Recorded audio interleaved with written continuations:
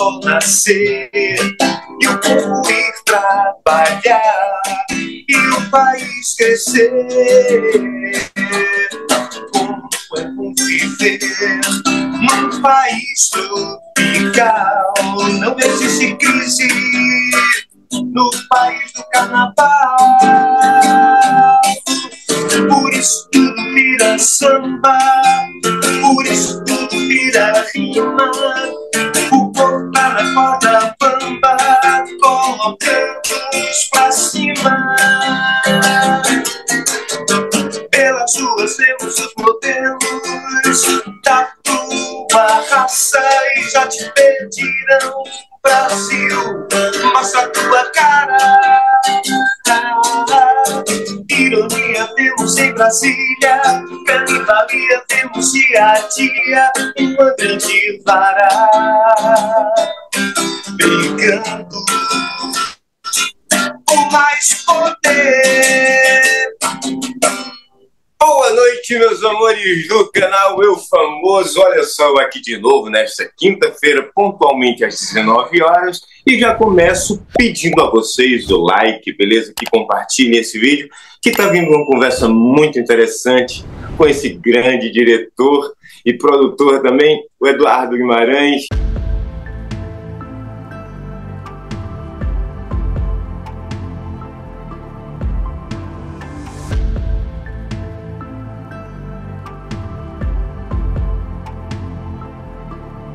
Como pode acabar um amor grande assim, sem um adeus, sem... Eduardo, seja muito bem-vindo aqui ao nosso canal. Obrigado, Abiúde. É um prazer estar aqui com você e com a sua audiência. E, Eduardo, eu tenho umas palavras aqui para falar para você, cara. E através das lentes, captando aquele momento entre o suspiro e a emoção do sol, se o ponto no poente, na explosão de cores vibrantes, o brilho refletindo nas águas do mar, ou em noite de lua cheia, com o céu abrilhantando com suas constelações, apenas se escuta o murmúrio das ondas de um clique, e sugerem as mais belas fotos, e a natureza nos proporciona isso é dom. E a arte de saber fotografar. Como cineasta tão apaixonado pelo universo do cinema, dando vida aos nossos sonhos, roteiros, as nossas histórias de vida. Parabéns, felicidades, Eduardo, pela excelência de seu trabalho, desenvolvendo com coragem e otimismo, simpatia e dinamismo como grande diretor que és. Obrigado. Beleza, e vamos começando aqui agora, meu querido. Vamos lá. Então, como é que foi seu início de carreira como cineasta? Eu tenho uma história que vem desde lá de 1984, 85, né? Eu entrei num grupo de realizadores de filmes experimentais, né, Super 8, e de lá para cá o cinema entrou na minha vida. Eu tive a oportunidade de estar num set de grandes comerciais, né, para o cinema, para televisão, na verdade, que era feito com equipamentos de cinema à época, que foi o comercial da Caixa Econômica Federal, aquele primeiro da Vem Pra Caixa Você Também. Uhum. E da C&A, daquele California Dreams, que foi feito no Rio de Janeiro, que tinha a música California Dreams, né? E isso foi no início dos anos 90, e do comercial da Caixa Econômica foi em 85, salvo engano, não recordo bem. Eu sei que eu era garoto, eu era muito encantado por essa coisa de cinema, né? Os bastidores do cinema. E aí eu tive a oportunidade de começar a filmar em Super 8, né? E fiz parte de um grupo de realizadores de filmes experimentais e fiquei muito encantado com isso. Depois, com o tempo, eu fui buscando formação, né, técnica e formação acadêmica. E, enfim, já fiz muitos trabalhos na área de vídeo, de cinema, televisão, enfim. Estou aí há 30 e tantos anos, 35 anos mais ou menos, sei. Caramba, já tem uma história de vida muito interessante, né? Como é que foi essa sua integrar, né, na Academia Brasileira de Cinema, não é isso também? Sim, sim. Eu sou membro da Academia Brasileira de Cinema, né? E a Academia Brasileira de Cinema é que tem o status de escolher, né? Tem o nosso prêmio, o Grande Otelo, que é um dos maiores prêmios do cinema brasileiro, e também é eleito uma comissão para escolher o filme que vai concorrer ao Oscar, né, eleito pelo Brasil, né? Tivemos a oportunidade aí de estar aí com esse magnífico filme aí. Ainda estou aqui. Espero que ganhe os 3. Eu também. Agora me diz uma coisa, Edu, como é que surgiu essa ideia do podcast de cinematografia na prática? Então, é o seguinte, eu sempre fui muito apaixonado pelo cinema, né? E a minha entrada nessa área foi um pouco difícil, né? Então, eu percebi as dificuldades que eu tinha sendo um suburbano e ter que buscar formas de estar junto ali com profissionais numa área que era bem distante da minha casa, né? Então, eu era garoto e não tinha nenhum movimento social, nada que buscasse os talentos mais jovens para ingressar no cinema. O cinema era um grande tabu, né? Para quem não tinha influência no mercado, quem tinha algum parente, ou enfim, que tinha pessoas famosas, né? Na sua família. Então, quando você era um desconhecido, né? E você gostava muito, por ser muito novo, você esbarrava você é muito novo, vai estudar, isso aqui não é para você. E era difícil, né? Então eu tive a ideia, né, de criar uma oportunidade para pessoas que querem, né, de alguma maneira ingressar no audiovisual, né, de ter um conhecimento um pouco mais diferenciado do que eu tive na época, né? As pessoas hoje elas podem ter um conhecimento mais intenso, mais intensivo do que na época que eu tinha que estar no set, era tudo na prática, não tinha um curso, não existia curso, né? O que existia era você conhecer alguém, que alguém te desse um apoio, te colocasse ali no chão da fábrica de alguma maneira, e você ia buscando ali, de uma certa maneira, fazer o seu network, né? E tá trabalhando no mercado, né? E hoje ainda existe muitos cursos online, cursos presenciais, tem a Academia Brasileira de Cinematografia, que dá muito apoio, né, faz muitos masterclasses, tem outros cursos também, de pessoas do mercado que ministram, eu sou um deles, e eu tive a ideia de criar o podcast, né, junto com a criação da nova Academia de Cinema do Rio de Janeiro, que é exatamente para poder criar um grupo de realizadores. Como eu fui na época, né, isso nos anos 80, existem várias maneiras de você ingressar no mercado, né? Você tendo sorte, você tendo amigos que te coloquem de alguma maneira trabalhando ali junto, ou você ser uma pessoa que busca, né? E eu sou a pessoa que busca. E também dar oportunidade para pessoas que buscam entrar por um caminho, né? Porque às vezes um caminho hoje, né, com o avanço do digital, a gente tem uma democratização, né, das produções de baixo custo, né, produções independentes que são possíveis, sim, para participar de festivais, de você ser reconhecido no mercado, fazendo um trabalho com amigos, né, pessoas que têm conhecimento e que você hoje, com uma boa história, com um equipamento de entrada, você consegue fazer bons produtos e apresentar ele, né, para festivais, enfim, e até, de alguma maneira, entrar para o mercado, né. Então, eu sei que essa é uma das portas, né. A ideia do podcast e a ideia da academia é exatamente a academia de formar esses profissionais, né, dar oportunidade de eles fazerem curtas, fazerem até alguns longas, e também o podcast é para entrevistar pessoas que já estão no mercado, pessoas que estão começando, né, para trocar experiência, né, cada um, falando um pouquinho do seu trabalho, da sua carreira. Isso, de alguma maneira, ajuda as pessoas que estão do outro lado ouvindo, né, para ver que as coisas não são tão fáceis assim. Existe um caminho a percorrer até que você seja reconhecido, mas sempre com muito foco, né, e garra, determinação, você consegue. Agora me diz uma coisa, Dudu. O que foi mais fácil ou difícil nas etapas, tipo assim, do filme? Foi a pré-produção, as filmagens, a pós-produção, a distribuição do filme? O que é que, tipo assim, o que é que pegou mais nela? Assim, desde o início, a proposta era são 3 filmes. Tem até a trilogia que está disponível no meu canal, a trilogia de Michele, né?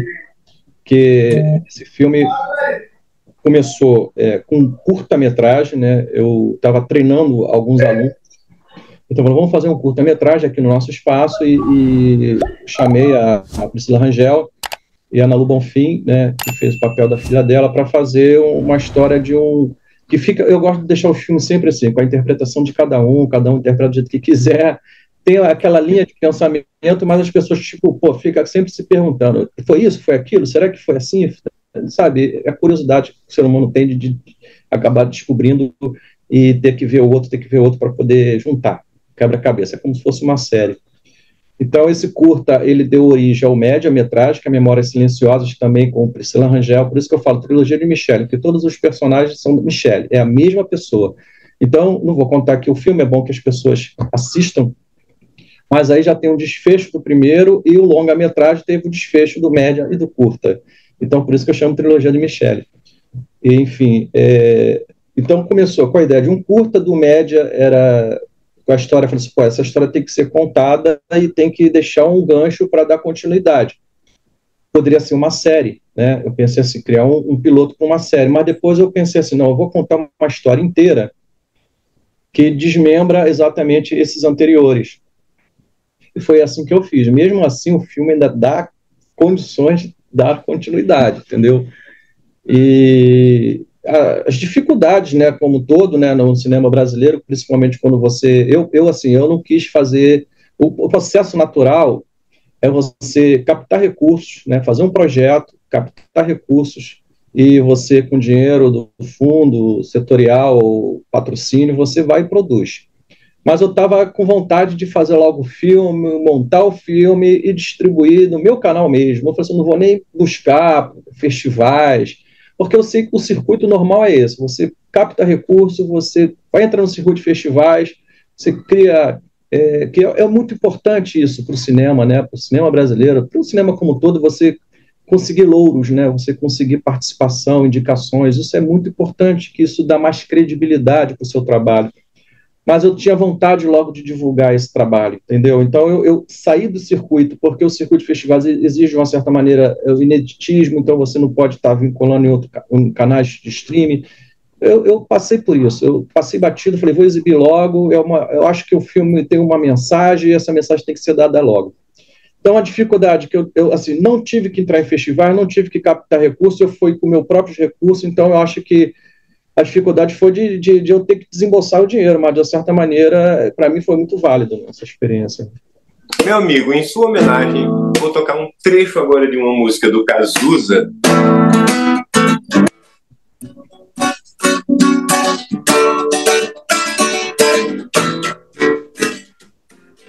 Não me convidaram pra essa festa pop que os homens armaram pra me convencer. Apaga sem ver toda essa toca que já dei malhada antes de eu nascer. Não me sortearam a garota do Fantástico, não me subornaram, será que é meu fim? Perder a cores na tapa de um índio, programada pra só dizer sim, sim, Brasil. Mostra tua cara, quero ver quem paga pra gente ficar assim. Brasil, qual é o teu negócio? O nome do meu sócio, confia em mim. Confia em mim. Brasil.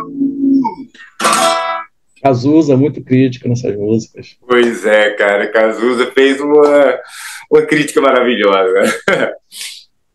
Meu querido, me diga uma coisa, como é que você faz essa coisa da seleção de elenco das suas produções? Como é que você escolhe os atores? O que é que você leva em consideração para montar um elenco e chegar a dizer assim, não, tal pessoa vai fazer tal personagem e tudo mais? Bom, tem umas coisas assim que isso aí todo mundo pensa mais ou menos assim.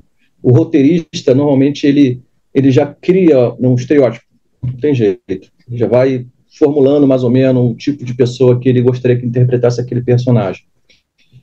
E tem muitos casos que, às vezes, você já conhece um determinado ator, você para de estar escrevendo para ele. Tanto é que você já convida logo.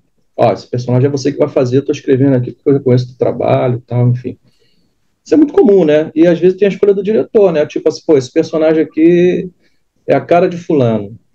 entendeu? Então, já viu fulana performando vários personagens, então é mais fácil de...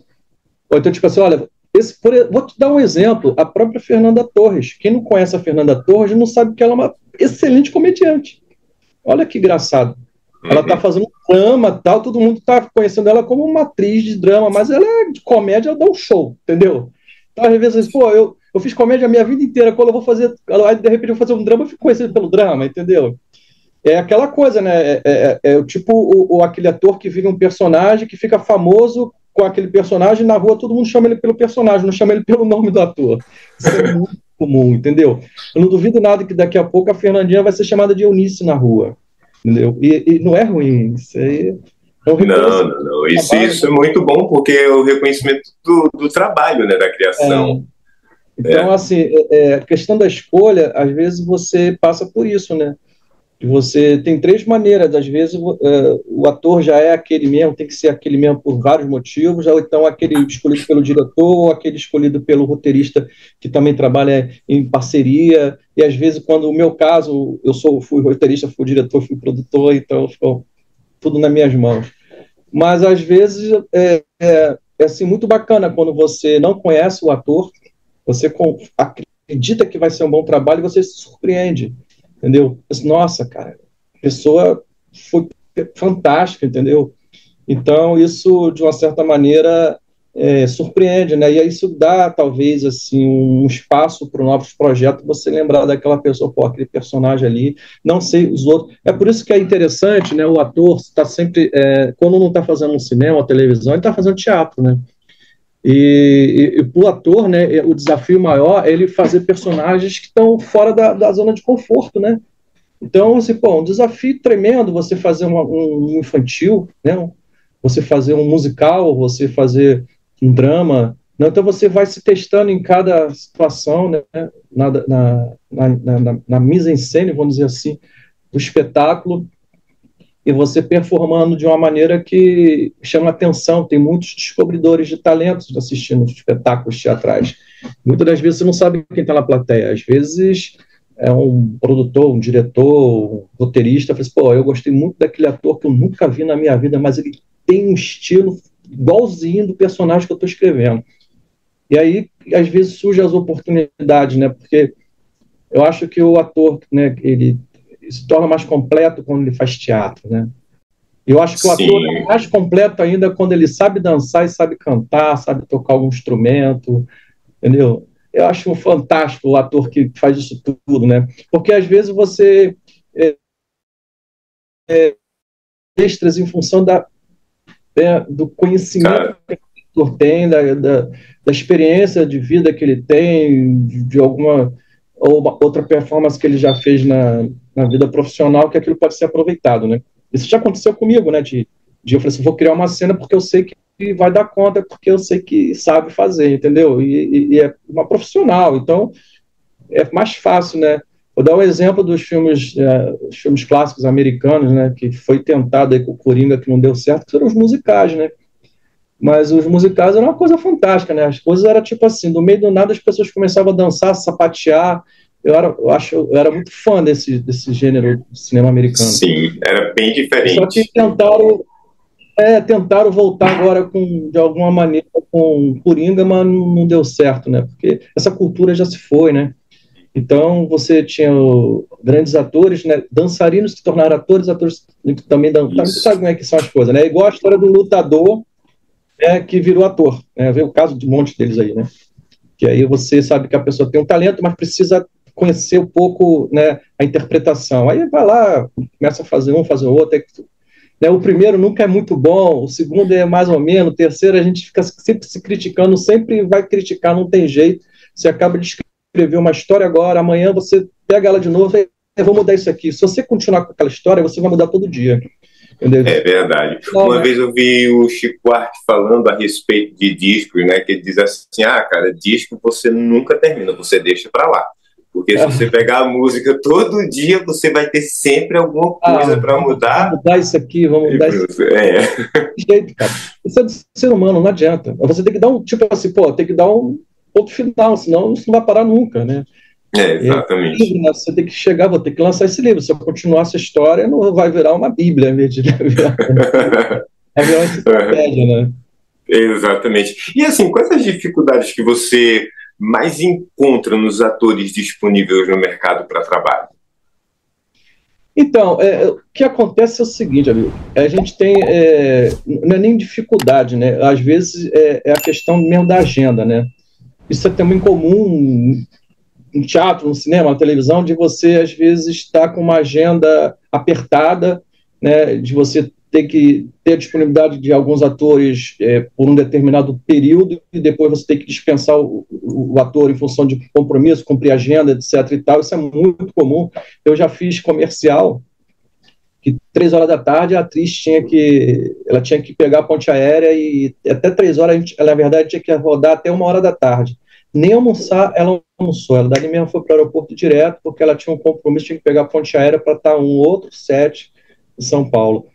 Enfim, essas coisas acontecem. Tipo assim, ó, a gente só tem 3 horas para performar e ponto final, fazer todos os planos e o diretor fica naquela, né, adrenalina, mas graças a Deus, quando você tem uma equipe muito enxuta, muito redonda, uma equipe que conhece seu trabalho, que todo mundo só se conhece só no olhar, já sabe o que cada um quer, e uma atriz que já sabe, está acostumada no set, já vem pronta, não te dá muito trabalho, troca ideias rapidamente, e você vai lá, faz e entrega e está tudo certo, a agência fica satisfeita, todo mundo fica satisfeito, mas acontece, né? De às vezes você esbarrar com a agenda, mas acho que a maior dificuldade é essa, de às vezes você ter a disponibilidade daquele ator, né? Isso vale para ator que está começando, para que já está no mercado há muito tempo, e tem atores que vivem em ponte aérea ou vivem viajando para tudo quanto é lugar, e é muito difícil de você, às vezes, conseguir... Você, principalmente, quando trabalha com elenco grande, né? Você conseguir todo mundo que você pensa e nos contratos você resolver isso. E, tipo assim, o que um ator e uma atriz pode fazer para dar uma facilitada, digamos assim, no trabalho do Eduardo? Então, eu acho que, em primeiro lugar, assim, a gente não teve a oportunidade de fazer um ensaio de mesa, né? A gente conhecer os personagens, fazer aqueles ensaios com antecipação. Não tivemos essa oportunidade. É um elenco muito grande e as coisas acontecendo em tempo real, no set. Enfim, a gente tinha que ensaiar e a pessoa tinha que estudar o personagem, passar a ideia do personagem e ali, olha, espero que você tenha treinado, espero que você... Foi aquela coisa do sufoco mesmo, bem mambembe, vamos dizer assim. Mas infelizmente foi assim que aconteceu, né? Mas o certo é você fazer, ensaiar com os atores, passar a ideia do personagem, buscar o máximo do ator para o personagem e chegar no set e fazer, né? Não tem muita fórmula. O que existe é treino. Você está sempre treinando, ou seja, ensaiando. Quando chegar no filmagem, que é a parte mais cara de tudo, né? Você já está pronto, né? Estando pronto, é bom ter uma preparação de elenco, vamos dizer assim. Vocês estando pronto, chega no set, é só fazer as marcações, vamos ver, isso aqui está funcionando. E, às vezes o ator dá até umas ideias, poxa, isso aqui eu acho que meu personagem não falaria assim, poderia ser assado. Então, muda às vezes o texto, tal, em função da dinâmica, né, em função da fluidez do personagem, que eu acho que o ator, quando, né, ele pode ajudar muito nisso, né, e tem que ser resolvido muito rápido. Tá bom, ficou ótimo, pô, melhorou assim ficou melhor, vamos fazer 2 versões, tal, entendeu? E lá na pós a gente vê o que fica melhor. Tem muito disso, isso é muito comum. Agora me diz uma coisa, Edu, o que é que você acha da inteligência artificial nas produções artísticas? Você é a favor dessa regulamentação? Totalmente. Eu acho que a inteligência artificial veio para ficar, não tem mais jeito. Eu acho que as pessoas têm que se preocupar com o seguinte: não vai substituir o homem, né? Não vai substituir o ser humano, mas ela vai ajudar, né? Às vezes para desenvolver algumas ideias, né? Para te ajudar, vamos dizer que seja um secretário, né? Um coadjuvante ali no seu processo de criação, ele pode te ajudar, mas a palavra final é sua, né? Vamos dizer assim. E às vezes você quer desenvolver, né, várias coisas e você tem que ter uma equipe muito grande e às vezes a inteligência artificial te ajuda, entendeu? Em processos de desenvolvimento de ideias, desenvolvimento de um monte de coisa, né? E não tem por onde escapar, né? Infelizmente ou felizmente, a gente está nessa era digital e o que a gente está fazendo agora, graças a Deus, é o quê? Uma inteligência artificial. Um computador, tem um processador que interpreta o som, que interpreta a imagem, os movimentos, que a gente fala em tempo real. Isso não seria possível há 30 anos. Entendeu? A gente faz uma viagem no futuro, você fala, nossa, estamos aonde? Em outro planeta. Porque isso tudo é inteligência artificial. Agora, a inteligência artificial, ela está começando, né, ela já virou uma grande enciclopédia, né, e hoje ela consegue interpretar palavras que a gente chama de prompt, né, você cria um script e você fala, faz isso para mim, ela vai e faz, mas não quer dizer que vai fazer tudo para você, não, quem deu a ideia foi você, agora você vai avaliar se aquilo está certo, se não está, se está bom, se não está, entendeu? Eu acho que vale muito, né, é uma preocupação para o mundo artístico, porque vai acontecer que a inteligência artificial muitas das vezes vai criar, né? E às vezes a gente pensa assim, pô, mas quem criou não fui eu, foi a inteligência artificial. Não, mas você tem que dar o seu toque, você tem que dar a sua alma. A inteligência artificial é como se fosse uma outra pessoa te ajudando, né? O que eu penso assim, que é como se você pedisse assim, mãe, escreve aí para mim que eu tô cansado, vou dormir um pouco. A tua mãe escreve para você, você, não gostei disso aqui, vou trocar isso, vou mudar isso aqui, tal. E a inteligência artificial é como se fosse um companheiro, vamos dizer assim, entendeu? Que vai mas o pontapé inicial tem que ser da gente, né? Sim, você tem uma ideia. Você tem uma ideia, né? E você, às vezes, tem que fazer 400 anotações, você tem que perder o dia inteiro, você pede a máquina para fazer para você. É isso, entendeu? Não sou contra, não, eu acho que é positivo. E o processo criativo ele vai ficar muito mais,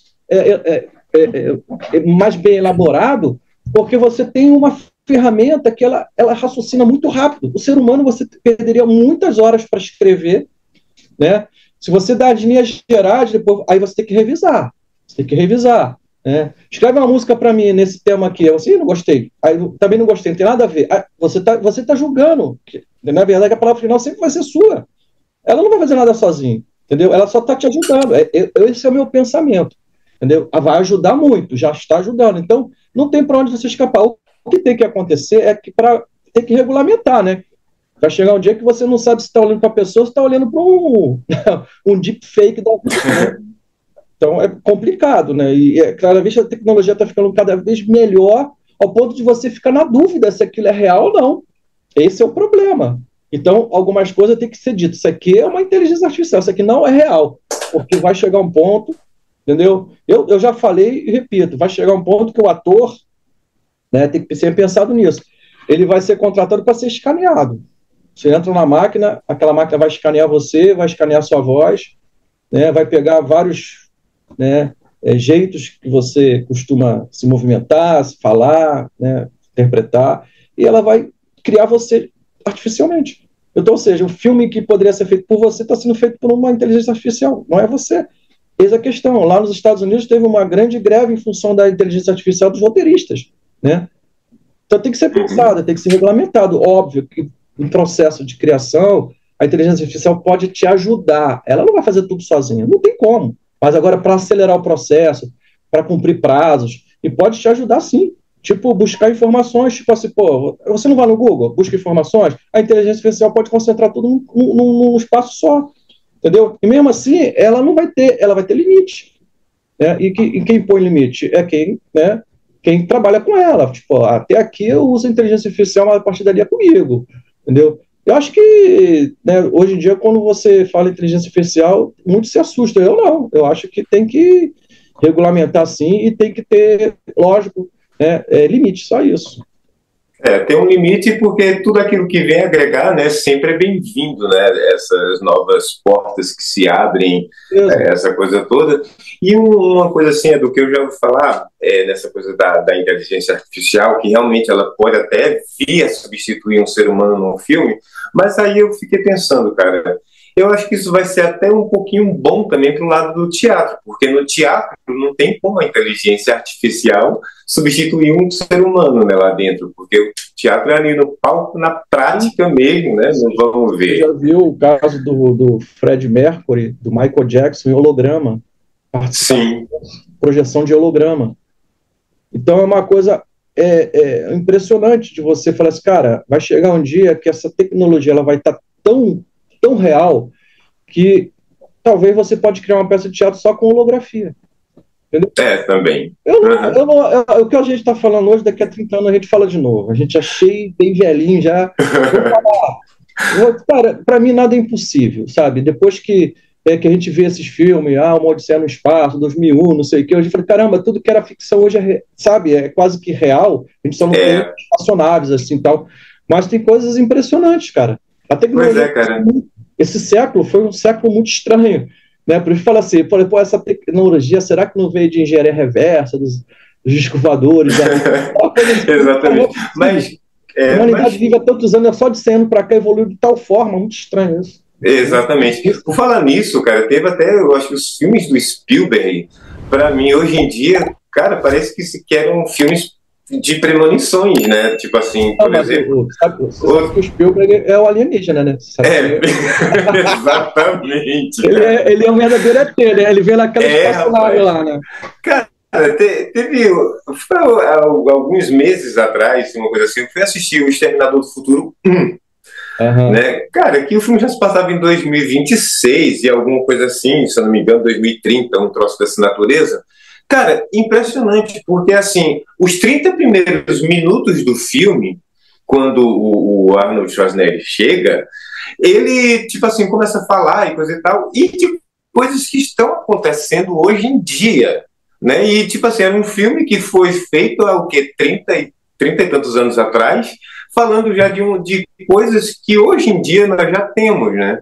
Realmente é uma coisa bem estranha. Porque, na verdade, né, o que a gente fica muito impressionado, né, é porque enquanto nós estamos aqui consumindo, nós tem pessoas lá construindo, né? Então, gênios, né, da engenharia, vamos dizer assim, né, que são pessoas que a gente não, às vezes não conhece, né? Mas é muita gente estudando, né, para fazer acontecer. E assim, as pessoas não sabem, né? Por exemplo, a Fórmula 1, por exemplo, é um grande laboratório para automobilismo como todo, né? E tem vários outros, por exemplo. O que é o computador? Era uma intenção de um equipamento usado, né, para questões militares, que foi se tornando cada vez mais sofisticado e foi até hoje está indo e está virando, né, megas computadores domésticos, coisas que há 50 anos tinha que ter uma sala gigante para poder comportar um gigabyte, entendeu? Exato. É uma coisa impressionante. Hoje tu vê computadores que fazem coisas que, se você botasse há 40, 50 anos, nossa, isso aí não, sabe, é uma coisa de outro mundo, isso aí sabe, é a tecnologia alienígena, não é nossa essa tecnologia, sabe? Então as coisas estão avançando de tal maneira que é de assustar, né? Então hoje você monta um computador, você está achando que está abafando, amanhã já tem outro, um melhor do que o seu, entendeu? A tecnologia não para de crescer. Você vê pela tecnologia do cinema, né? Até uns anos a gente trabalhava com película, hoje em dia a película é só conceito visual, né? O filme mesmo, Antes Estou Aqui, foi feito em película exatamente por uma questão de estética, né? Para retratar a estética daquela época. Então teve que ser feito em película. Então a película ainda está existindo em função disso, de alguns conceitos técnicos, né? Algumas texturas que você só consegue absorver verdadeiramente se você fizer em película.